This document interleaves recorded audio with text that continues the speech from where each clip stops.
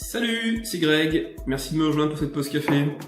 Alors aujourd'hui on va encore parler de jeux vidéo indépendants. J'avais envie de te parler de la notion de making of, de post-mortem, pardon. Notion très importante, surtout si tu démarres dans le jeu vidéo et que tu as envie d'en savoir un petit peu plus.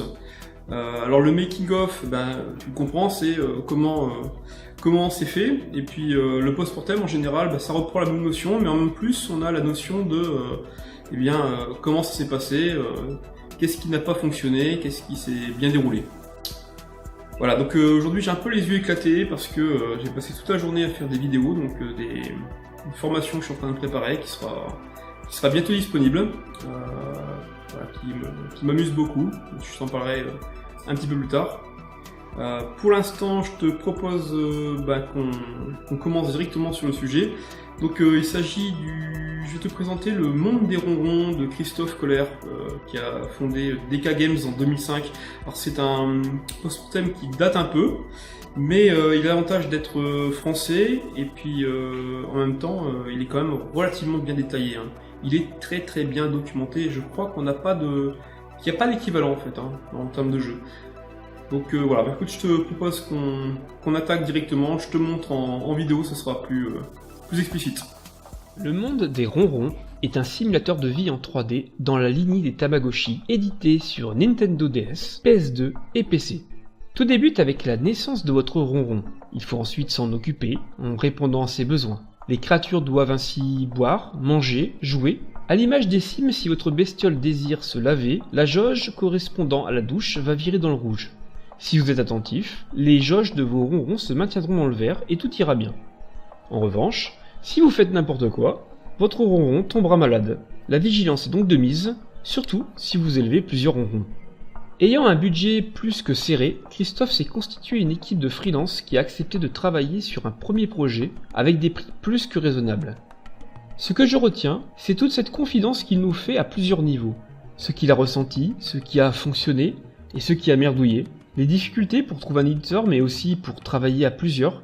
Au final, c'est une quinzaine de personnes qui ont collaboré au projet, entre l'équipe de dev, les graphistes, les musiques, sons, traducteurs. Au départ, de bons principes de base. Premier point, développer des jeux sur de courtes périodes, 6 mois. Bah oui, parce qu'en fait, 6 mois, c'est déjà très long. Quand on bosse à fond sur un projet, on finit par l'avoir en horreur. J'ai des potes qui ont bossé plusieurs années sur un jeu, et ils en étaient malades, prêts à abandonner. Il y a une différence entre y travailler juste de temps en temps et tous les jours, matin, midi et soir. 7 jours sur 7. Et si c'est votre premier jeu et que vous avez un crédit aux fesses, vous comprenez. Bref, mieux vaut partir sur des projets courts, c'est moins risqué financièrement, la technologie évoluera moins que sur 2-3 ans, et les risques de départ des membres sont plus réduits. Bref, c'est plus sage pour un premier jeu, et quand tu prévois 6 mois, déjà, attends-toi à ce que cela dure au moins un an. Second point, une équipe réduite, 6 personnes max. Alors c'est plus facile à gérer, tu peux utiliser Skype si t'es à distance, ou si t'es dans un même bureau c'est plus simple. La gestion des gens c'est chronophage, c'est fatigant. Et dès qu'on commence à atteindre 10-15 personnes, là il faut mettre en place des règles plus strictes de travail qui plombent un peu l'ambiance. C'est pas pour rien que les méthodes agiles de gestion privilégient de petites équipes autonomes de 5 à 10 personnes. Enfin, le troisième point, utiliser au maximum des technologies existantes. Pourquoi réinventer la roue quand on n'a pas beaucoup de sous ni de temps ? Mieux vaut trouver des raccourcis. Plutôt que de se différencier sur la technique, innovons sur le gameplay. Il y a des tas de moteurs de jeu plus ou moins gratuits, des librairies prêtes à l'emploi. J'irai même plus loin avec les assets. Alors tout en restant cohérent, on peut utiliser des banques sonores, des musiques, voire des animations déjà réalisées quand c'est possible. Par ailleurs, je trouve que le choix de tout financer était la meilleure approche. Il explique clairement ce choix. Aujourd'hui, on pourrait se dire qu'avec le développement du financement participatif, il y a d'autres voies. Mais c'est surtout valable quand on a déjà fait ses preuves et quand on a une communauté qui nous connaît. Sinon, même en faisant un vertical slice, c'est-à-dire une sorte de maquette du niveau 1, pas jouable, de votre jeu, ça risque de ne pas fonctionner. Et cela va vous coûter une blinde. Et le côté bande de potes, ça ne tient pas sur la durée. Il en était conscient. Tout le monde a besoin de manger, et que le porteur de projet supporte tout le risque, c'est pas forcément juste, mais c'est ainsi. Et puis, tout le monde a fait des efforts financièrement. Autre sujet, comment payer les gens. Il faut un cadre juridique, économique, fiscal. La société, c'est un premier jet. Mais ensuite, il faut soit salarier les gens, soit travailler avec des indépendants. Avec une facture, quoi. C'est la solution retenue, mais il explique tout ça clairement. Autre point important, le budget de départ, 10 000 €, tout en autofinancement, et qui a doublé au final. C'est classique. Le pire, c'est que même quand tu prévois le double de ce que tu penses, tu arriveras souvent au même résultat. Ça double quand même. Pour rentrer dans ses frais, c'est-à-dire se payer, juste se payer, avec tout le monde, il fallait qu'il puisse récupérer 40 000 €. Alors tout ça, c'était avant l'avènement des plateformes comme Steam.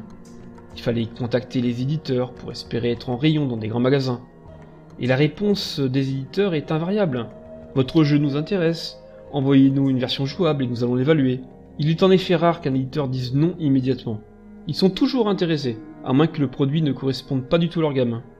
La page données et stats est fort intéressante également. Nombre d'objets créés, d'animations, de lignes de code. Quand on démarre son premier jeu pro, on sous-estime souvent cela, et on n'imagine pas à quel point le moindre petit projet peut finir par engloutir très rapidement tout le budget de départ. La phase vente a été vraiment horrible, mais au final, le jeu est sorti et on le retrouve dans les rayons. Sous un autre nom en dehors de la France, My Little Fluffies. Les ventes PC n'ont pas été très bonnes en première approche, quelques centaines d'unités. Alors, ayant signé un contrat de distribution de 4000 unités, donc payé, cela n'avait pas d'importance, sauf pour l'estime qu'on a de son bébé. Mais le jeu était difficilement trouvable en magasin, ce qui n'a certainement pas aidé à bien le vendre. La version DS est sortie 1 an après, en Europe et aux États-Unis. Une autre vie pour le projet, mais des coûts supplémentaires d'adaptation. Au final, je te laisse découvrir si Christophe est rentré dans ses frais. Un peu de suspense, bordel. Qui s'est demandé qui était ce Pence? Bon, plus sérieusement, si tu veux tester le jeu avant de lire le making-of, sache qu'il est maintenant en libre accès. Sympa, non? C'est d'autant plus sympa qu'on t'explique exactement comment c'est programmé, comment les assets ont été réalisés. C'est comme plonger au cœur du projet, comme si on pouvait se retrouver aux côtés de l'équipe. C'est vraiment rafraîchissant. Voilà, sur ce, je te laisse. On sera amené à reparler de création de jeux vidéo, de création de studio, de gestion de projet. Et tout cela, c'est ma branche. Et si tu connais d'autres making-of ou post-mortem aussi bien détaillés, que ce soit en français ou en anglais, merci de me laisser cela en commentaire. Je pourrais peut-être faire d'autres vidéos sur ces projets.